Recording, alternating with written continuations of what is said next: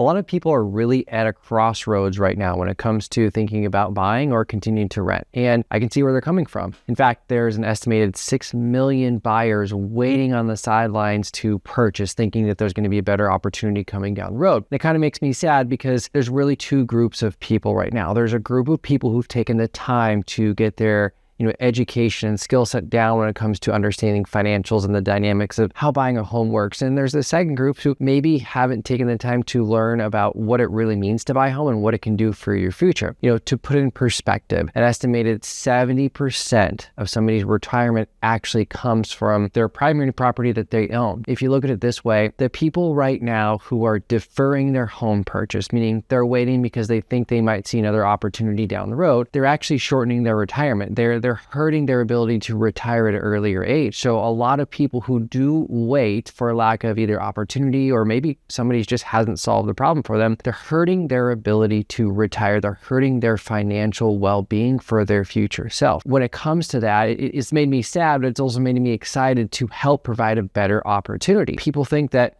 by waiting, they're going to find something better. Well, probably what's going to happen is if interest rates drop down into the 5% for the open government rates, if there's 6 million people waiting, that's going to be 6 million more people who you're going to be competing against, right? And the people who understand that right now, the dynamic of being a home buyer looks and feels like this. You can go out there, you can look at resale homes, you can look at new homes, you can go look at 3 or 4 or 5 different homes. You can take your time, you can really negotiate it. And if you have somebody who's trained, you can get an interest rate at 4% or below. In fact, of the closings that I have right now, these are the real interest rates I have clients closing at right now: 3.69%, 3.99%, 4.75%, and 4.99%. So I actually have taken the frustration that a lot of people feel, the confusion and the anxiety of maybe I should just rent another year, and I've solved that problem. So if you are one of those people who are just undecided, I get you, I feel you, but we should probably talk, because I think if we sit down and we look at the numbers and I show you a way that you can actually get a home with a price and terms that make sense to you, and I show you how you can start growing your net worth and really what it's going to mean for your future self, it might make sense for you to consider buying a home in the next 6 months versus waiting another year or two hoping that interest rates come down. Because the truth is, we just don't know. But what I do know for a fact, based on my experiences, if they do come down into the fives,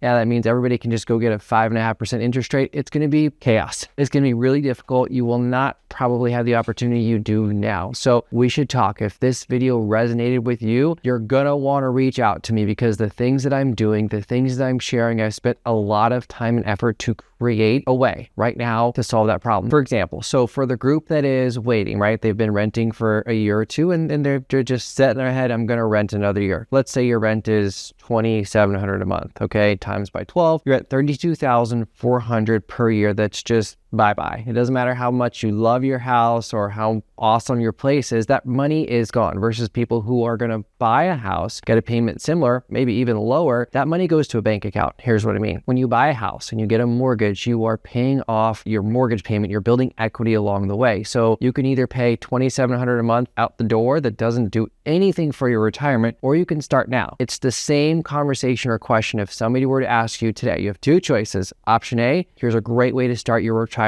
So when you're 40, 50, 60, 70 years old, you have money to support your lifestyle. Or option B, you want to wait a few years and defer that, and you won't have as much in retirement, and you won't have a well set up way to build your net worth. Of course, you're probably going to take option A, guys. So that's what I mean by waiting. You're deferring and you're hurting your financial well-being by not at least getting the education, at least looking at what the numbers look like and really seeing if you can make it happen. So let's talk. I do really, really care, and I want to help you. I'd love to know more about your situation. Let's see what we can do.